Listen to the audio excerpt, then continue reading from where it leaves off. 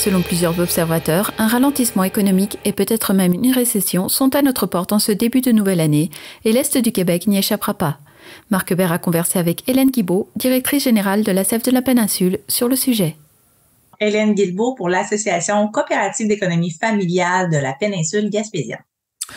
Alors, est-ce que tu pourrais nous en donner, peut-être avant qu'on aille dans le vif du sujet, nous donner un peu c'est quoi le rôle et le mandat de votre organisme pour que les gens soient un peu plus au courant?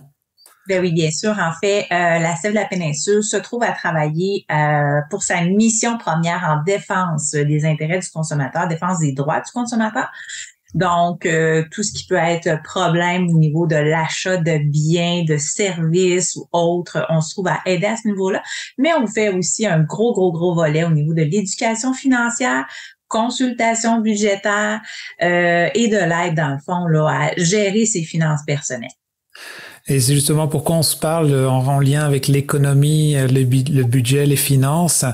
On lit un peu plus, de plus en plus dans les médias, comme quoi il y aurait possiblement un ralentissement économique. Bon, on parle d'inflation déjà, on est déjà un petit peu, on est dedans, on le voit bien, mais on voulait un peu savoir, selon votre position, est-ce que vous avez des données, vous voyez ça venir? Comment est-ce que déjà, est-ce que on va arriver en plein dedans? Puis c'est quoi l'impact que ça peut avoir sur notre région, sur le territoire? Oui, bien en fait, c'est ça. On a eu des mesures inflationnistes quand même importantes durant les derniers mois. On va se dire, là, ça fait près d'1 an qu'on vit une relative inflation, ce qui fait en sorte justement de hausser le coût de la vie, de hausser le prix des biens et services. Il y a quelque chose, dans le fond, qu'on peut faire pour ralentir cette inflation-là, qui, bon, a pris un certain temps à être mise en place, mais a quand même été mis en place. On parle de la hausse des taux d'intérêt. Donc ça, c'est la Banque centrale canadienne, en fait, qui décide une journée précise que les taux d'intérêt sont augmentés. Donc, toutes les banques doivent suivre. Ça fait que ça fait en sorte, ça, quand on a une hausse des taux d'intérêt, que les gens vont peut-être réfléchir à 2 fois avant de faire un achat. Donc, là, à ce moment-là, on rentre dans un principe d'offre et de demande. Donc, si on a moins de demandeurs sur le marché, l'offre va être appelée à baisser. Donc, il va y avoir plus d'offres disponibles, en fait, donc le prix va être appelé à baisser. Donc, c'est pour ça vraiment qu'on met en place ces mesures-là pour éviter justement une surinflation. Donc, est-ce que nécessairement ça mène à une déflation? Oui et non, parce qu'on va plus aller chercher une stabilité au niveau des prix, qui va faire en sorte que les prix n'augmenteront plus de façon importante comme ça s'est vu dans les derniers mois. Mais toujours est-il que les gens ont quand même besoin d'aller chercher des biens et services, donc vont quand même aller acheter des choses. Donc, on rentrera pas nécessairement dans une mesure récessionniste, donc un ralentissement de l'économie en général, mais davantage dans une stabilisation de l'économie. Donc, nous, c'est sûr, pour revenir au fondement même, c'est sûr et certain, nous, ce qu'on voit dans le cadre de notre travail, dans le cadre de nos interventions, c'est que le coût de la vie est devenu de plus en plus important. Donc, ce qui fait en sorte qu'à la fin du mois, il faut faire des choix logiques, des choix sensés sur justement qu'est-ce qu'on achète à la fin du mois. Est-ce qu'on peut tout se permettre ce qu'on se permettait précédemment? Non. Donc, faut faire des choix un peu plus stratégiques. Donc, au niveau du panier d'épicerie, justement, peut-être au lieu de prendre une qualité de viande supérieure, on va peut-être y aller malheureusement avec une qualité de viande inférieure, ou prendre des choses qui sont peut-être en spécial que normalement j'aurais pas pris, mais que là, je dois prendre compte tenu du fait que j'en ai moins pour le dollar que j'investis dans mon panier d'épicerie. D'accord.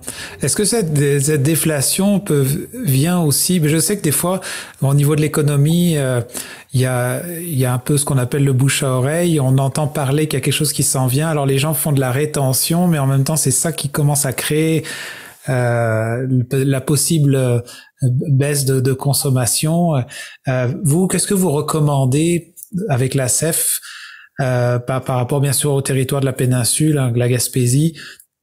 Comment les gens peuvent actuer maintenant avec les informations qu'on a?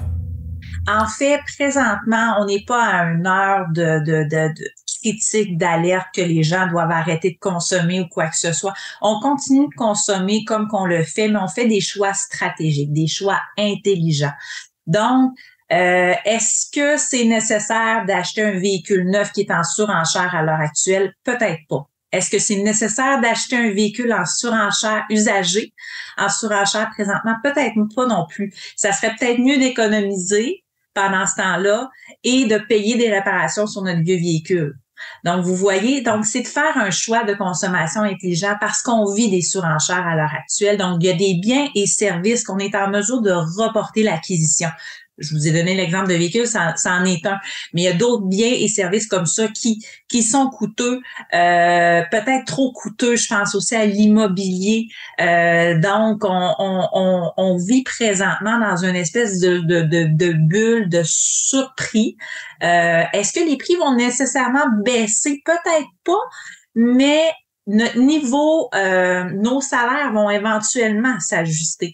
Donc, c'est ça qu'il faut prendre en considération au travers de tout ça et de respecter, bien entendu, sa capacité budgétaire. C'est pas parce qu'on l'offre que forcément il faut se l'acquérir. Il faut toujours se positionner en tant que consommateur sur la nécessité d'acheter un bien et service. Est-ce qu'on en a réellement le besoin ou c'est une envie? Ça, on revient souvent sur cette belle adage-là au travers de notre travail parce que souvent, c'est beaucoup de choses qu'on a envie, qui nous font envie et qui pourraient nous faire du bien à notre estime, mais est-ce que c'est un besoin nécessaire d'accomplissement journalier? Là est la question. Alors les gens qui nous écoutent et qui justement voudraient approfondir ou répondre à cette question qui peut-être effectivement des fois n'est pas forcément facile, je sais que vous accompagnez aussi les gens. Les gens peuvent vous rejoindre de quelle façon et puis pour justement pouvoir peut-être recevoir peut-être de l'aide pour mise en place d'un budget ou tout autre? Oui, bien enfin, on a un nouveau site web très, très, très interactif depuis peu, donc acfpeninsule.ca. Sinon, via notre page Facebook ou également par téléphone au 1-866-566-7645. Beaucoup de 6, mais ça nous permet de s'en souvenir. Merci beaucoup encore pour votre temps et puis pour ces un peu d'éclaircissement. J'aimerais quand même peut-être pour terminer, est-ce que vous voyez l'année 2023 comment en tant que personne et aussi par rapport avec l'ACEF et l'organisme? Ben, en fait, moi, en tant que personne et en tant que consommatrice, je vois vraiment l'année 2023 comme une année, justement, qu'on va peut-être revenir à la base sur des choses qui sont davantage nécessaires, davantage essentielles. Le superflu, bon, la télé 55 pouces ou bon 65 parce que le voisin il en a une 55 puis nous il en faudrait une 65, peut-être qu'elle sera plus nécessaire, peut-être qu'elle sera plus essentielle. Donc de revenir sur de la centralité, revenir sur la famille, revenir sur ce qui est un moteur humain, en fait, c'est les gens autour de soi. C'est pas le matériel. C'est pas le superflu. C'est l'humain autour de soi qui est davantage important. Donc, j'espère que 2023 sera ça pour les gens de la péninsule, de se rassembler davantage avec nos personnes qu'avec notre matériel qui, ma foi, n'est pas très, très vulgarisateur. Merci sur ces belles paroles. Merci, Hélène. Merci infiniment. Vous écoutez votre reflet d'ici. Revoyez tous nos reportages sur notre site Internet. Vous êtes à la recherche d'un véhicule neuf? Vous recherchez la fiabilité au meilleur prix? Chez Automobile Mauger, c'est notre équipe qui fait la différence. Pour l'entretien de votre véhicule, le service aux pièces, le financement, des conseils avisés pour l'acquisition de votre véhicule, faites confiance à l'équipe Mauger Ford de Grande-Rivière. Venez rencontrer notre équipe d'expérience qui saura répondre à vos besoins et surtout vous offrir le meilleur service en Gaspésie. Pour une expérience ultime sur la route, Mauger Ford de Grande-Rivière est là pour vous.